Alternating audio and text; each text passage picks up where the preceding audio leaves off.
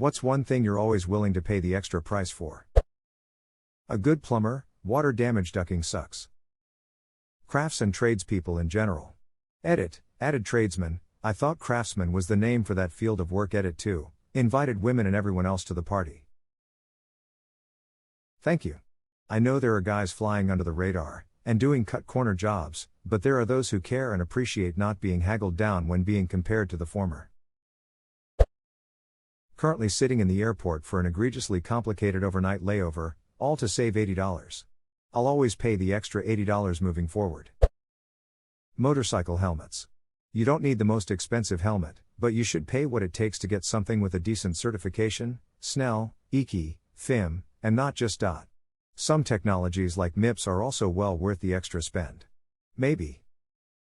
Everyone made fun of me when I got my showy helmet because of the cost and them saying I don't need it and that I was paying for equipment that was made for racing. Sure enough, a lady pulled out in front of me and I ended up in her backseat. Helmet saved my brain from going mashed potatoes. All my friends have showy helmets now. That's the thing about safety equipment. You only need it work once, but man, you really need it to work that one time. $50 head? $50 helmet, sign seen in motorcycle shop. $50 head? Damn, do they accept credit cards? Anything you'll use for years. Like computer or clothes. A good mattress. I agree, my dad always said look after your mattress and your footwear because you spend most of your life in both. Don't cheap out on stuff that separates you from the ground. Mattresses, shoes, and tires.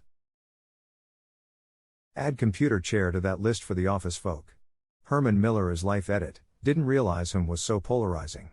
Everyone I've met that sat in one said it's life-changing. I definitely echo the need for a good chair, but there are numerous good chair brands that are not Herman Miller. A really good quality winter coat or jacket. To me, it's definitely worth the investment if you live in a country that gets cold winters. Here in Ireland it doesn't snow much in winter due to us being a small island, but we get very cold winters and very wet ones, so you get really cold rain. #X200B, paying extra for a really good quality, warm and waterproof coat makes such a difference if you're out and about a lot like I am. It pays for itself because it can last you years. #X200B, I'm due a new one this year, got 5 years out of my last one and it's still good, but I've lost a significant amount of weight this past year and it's much too big for me now. Funny thing is, for me, 18 years ago I walked into a thrift surplus store and purchased a legitimate wool Swiss Army surplus trench coat. And still use it regularly in the winter. It's warm as hell, has a few rips, but holds up really well for the age, and although it can get heavy if it gets really wet, doesn't really absorb moisture well, so even in terrible winter storms I stay dry. I don't think I could use any other coat at this point. I've had it over half my life and used it every single winter since I bought it. And the funny part is, I paid $13 for it. I work at a thrift store. We basically have infinite coats. Everyone is guaranteed to find one that suits them, and they're all incredibly cheap. I picked up a Connor jacket for $15. I later went into a Connor store and found the same jacket on sale for over $100. Toilet paper. Nothing worse than cheap toilet paper.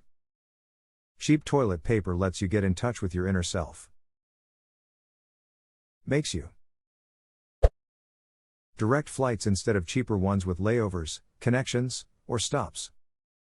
Why take a 90-minute flight, when you can save $30 and make it an all-day adventure? I live in Mexico.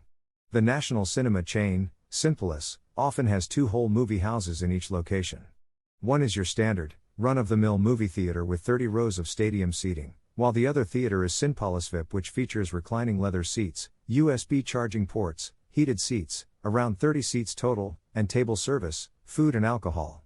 Reminds me of Alamo Drafthouse cinemas in the USA, but these are nicer in my opinion. Husband and I always pay the extra pesos for the VIP theater for comfort, plus there are rarely issues with other patrons who also pay for the VIP theater, quiet people who really want to see the movie and won't be chatting or constantly getting out of their seats through the entire movie. The price difference between the 2 theaters really isn't that much, so it's a small thing we always pay for. Heated seats. I think I might get too comfortable and sleep through the movie, lol. Yeep, this happened a while ago. Had a few drinks with a buddy before we went to some movie he was super excited to go to. It was horror and I'm not a horror guy, but whatever, he was excited and invited me. Those few drinks plus walking next door to the theater, then I accidentally turned on those heated seats. It was over.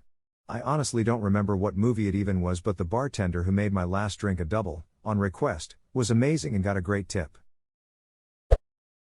Winter tires or tires in general. Edit. Wow, this kind of blew up. While I can't reply to everyone, I will do my best to read every reply. Thanks to everyone who have taken the time to read and reply to this comment. Tires are so underrated. They will make an older normal car feel like it's newer and safer to drive and handle on the road. It won't make it feel nicer inside, but going around a corner, stopping quickly, and taking off from a stop on shitty roads will be so much better. Especially if you live somewhere with rough winters. You'll make your life so much ducking easier. Like, obviously winter tires are a bit of a luxury, but even regular mid-tier plus regular tires will make your life so much easier. Movers. Having them put your furniture in a truck, drive it to your location and put it in your new place. It's great not having a sore back when it's stressful enough to move. Oh yes. Definitely. I moved to a building, 7th floor, no elevator. Told my girlfriend I am not moving by myself. So we got a van and 2 movers. All we had to do is be there. I helped of course with the carrying, but within an hour we were done. Everything was in our apartment. Gave them a super nice tip which they loved, and I felt good afterwards knowing I didn't have to break my back or worry about 5 to 6 trips myself. I'm crying, my last move was so bad, I got a truck too small and had to return it before we were done. We finished moving near midnight and almost had a fire. Never again, we're gonna pay someone else to do it. Headphones. Never going back to anything cheap. Good pots and pans. Like real heavy duty stuff. I've got some pretty decent stainless steel, but by far my favorites are always my Le Creuset stuff. I only have 4 pieces and I always found them on sale. I just make jambalaya in my Dutch oven last night. She was tasty. For me the trick was to start reasonably cheap to figure out what I actually use, and then replace with higher quality items. I rarely use a frying pan, but use my baking trays every day. But the key difference for me is how much easier high quality cooking equipment is to clean.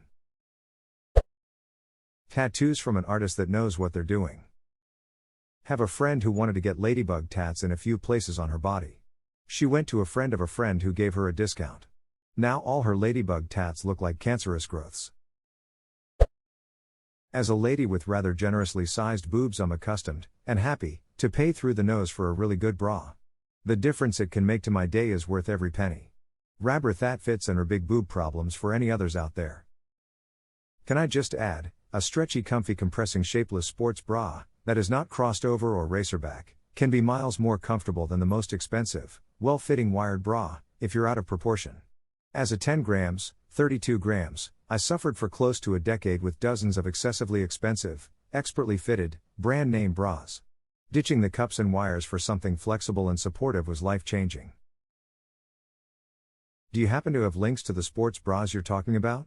I ditched underwire a long time ago, but I still have a hard time finding comfortable, supportive bras. Edit. Dang, I was not expecting to get so many comments. Thanks for all of the suggestions, ladies. Smile. Holidays or short adventures with friends.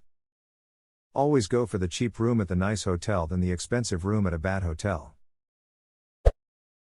Hobby supplies. Every hobby I've ever tried has some real dog shit entry-level gear that most people either buy and grow out of really fast or don't realize their potential particularly quickly and lose interest.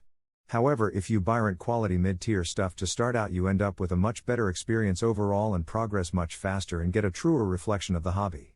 This is true for musical instruments, archery, longboarding, sailing, fishing, painting, brewing, gaming.